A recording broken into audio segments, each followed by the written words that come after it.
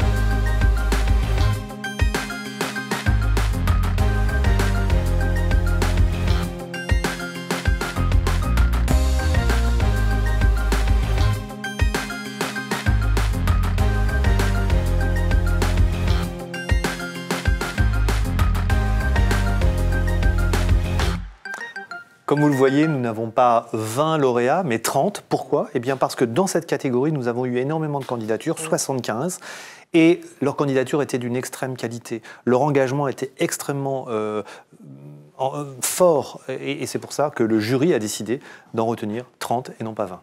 En quoi leur rôle peut être important pour faire avancer la visibilité des personnes LGBT+? Alors déjà, c'est plus difficile parce qu'ils ne sont pas à la tête de l'entreprise, donc leur risque est plus important, ils sont à un niveau intermédiaire.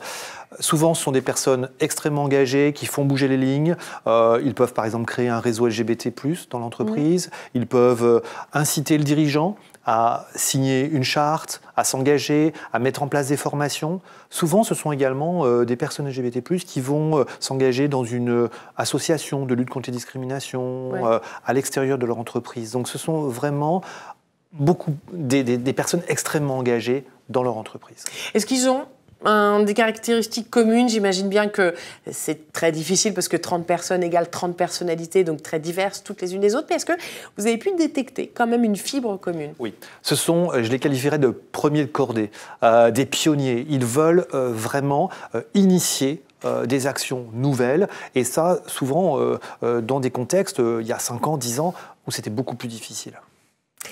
Tous ces lauréats ce soir ne travaillent évidemment pas à Paris, ils viennent de toute la France, alors il est temps avec eux de plonger dans nos territoires.